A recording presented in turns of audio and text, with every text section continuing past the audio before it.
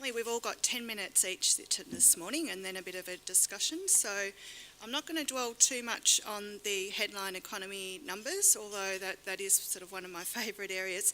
Stephen's already given you a bit of an outline, and of course we will hear quite a lot more detail about the broad economic trends over lunch. Suffice to say that the headline numbers are okay, but they're not great. That 2 3/4 number, that means we are below trend. We have been for much of the past decade, actually. 2015 did look a fair bit better for many industries, and I am going to focus today on, very much the production side of what's going on rather than some of the other variables. And just a bit of a run through of what AI Group's seeing across our membership in various industries, and some of the highlights and the positives that we can draw out of that. I think for 2015 we did see a little bit of a change in mood and a bit of a role reversal between the mining sectors and the non-mining sectors of the economy. On this graph, for example, growth has really been dominated by mining output growth and investment growth, and that's the yellow line at the top, but as you can see, the other industries have been quite lacklustre. Probably for me the most exciting bit in this little picture is that little uptick in the blue line right at the end there, because that's the services sector, which is 75% of the economy, a little bit more for employment, and that did start to strengthen through the latter part of 2015. So definitely slow growth, low numbers across the board for a while, but a little bit of promising growth there. One of the questions that I wanted to talk through with you today, which complements the CEDA report, is really what are businesses themselves expecting in 2016 and why, and what are they planning on doing about it? What we've seen in our own work, AI Group does, we only talk to businesses about their expectations and their confidence once a year, but the NAB survey, if you're interested, comes out every month, and that has quite a detailed confidence index in it. What we saw in the annual piece that we do, which we released in January, is quite an improvement in expectations for 2016 compared to the last 3 years in particular.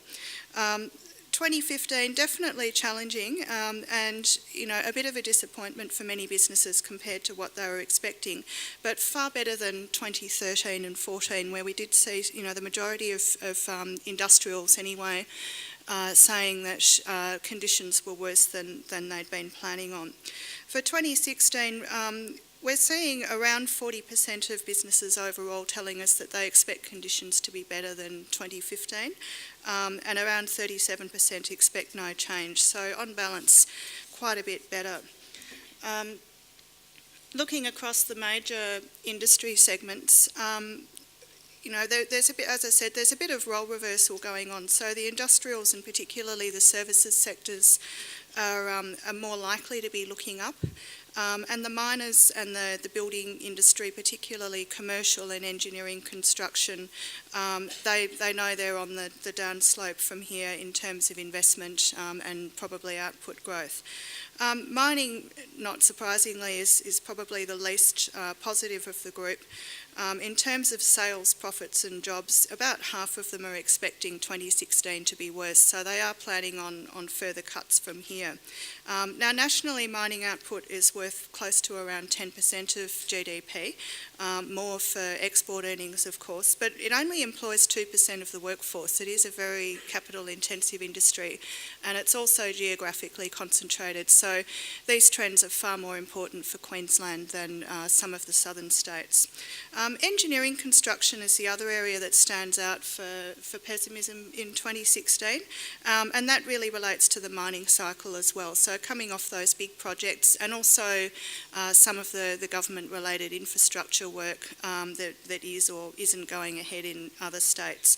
We're also hearing from the housing part of the construction sector that although conditions are relatively good, certainly in the inner city areas and the urban areas, that's not true nationally, and they can already see a peak in their workload and in the pipeline of forward work going through 2016. For the rest of the industries, it's roughly sort of 2/3 positive to 1/3 negative for their own sales prospects for 2016. And on the employment front, we can see about 1/3 are planning to hire more people, and 1/3 are stable. But we do have a group there also that are planning on further job cuts, and that's mainly in mining and some of the industrials and construction. So what's the biggest swing factor? Definitely the Aussie dollar. When we ask what's the reason for you, your output, your outcomes and your outlook for 2016, the biggest story is the lower dollar. It is a two-edged sword for a lot of industries and a lot of businesses because imported inputs have been rising as a response to the high dollar that we saw over recent years. So the lower dollar, definitely a net benefit. We're seeing it in export volumes, but also import replacement, which is less visible but no less important, particularly for some of our big industrials like the food and groceries and beverages sectors. Other positives we're hearing about are our low interest rates, although, as Stephen already mentioned, that's not enough on its own to get businesses investing. Even when credit is cheap, you still need a reason to go out and expand your business. We're also seeing very low and stable inflation rates. Commodity pricing is bringing that down further. And improving consumer confidence, which seems to be down to that sort of circular loop with the labour market. We've seen better employment growth, lower unemployment rates, and that's feeding back into confidence.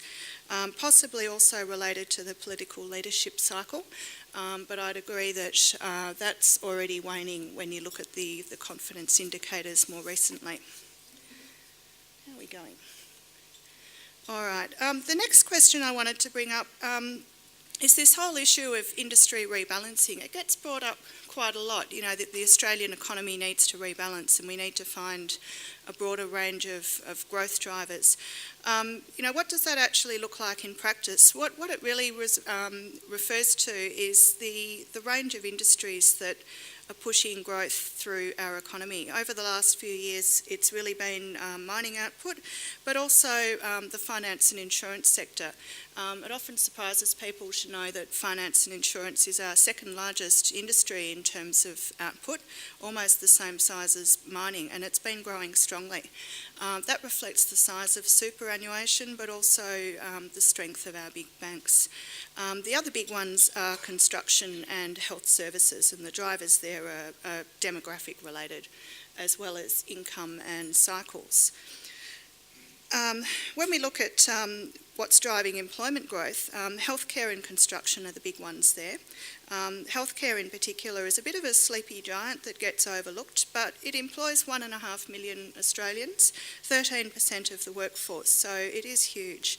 The growth rates for that industry, of course, are not overly influenced by the dollar, but we are seeing a little bit of a flow through in terms of better incomes growth.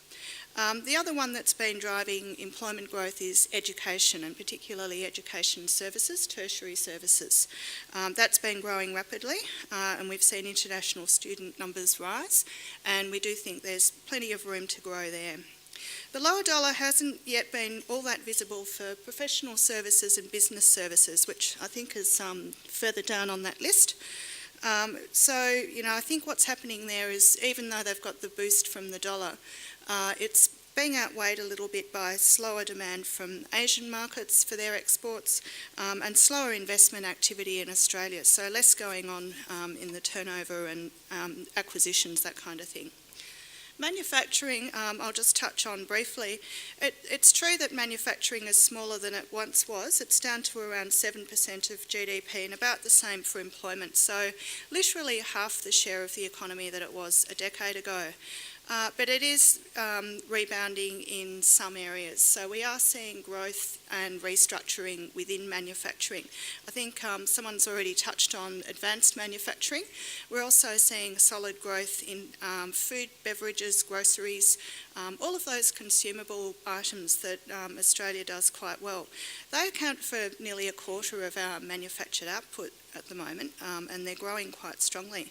The other categories of growth relate to the building industry and the construction cycle. So that's building products, but also household furnishings and household items.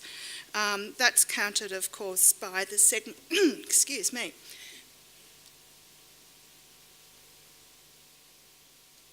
That's counted, of course, by the fall in output from segments like automotive and the metals that are in decline, and they're probably dominating the growth numbers that you can see there.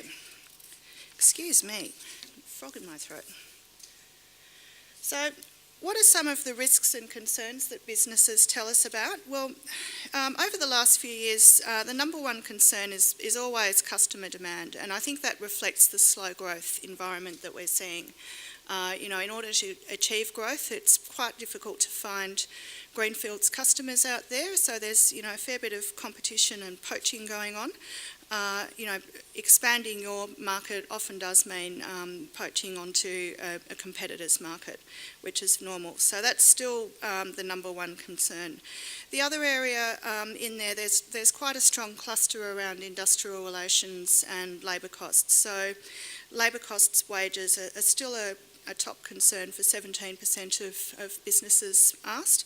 And related to that are skill shortages and concerns about industrial relations flexibility. So that's about the ability to move people around and to change roles. And even though the dollar's lower, quite a number, around 12%, are still saying that volatility in the dollar and the level that it is now is still an issue and an impediment for their business. That can work both ways, of course, because if you're importing, the low dollar's not all that helpful.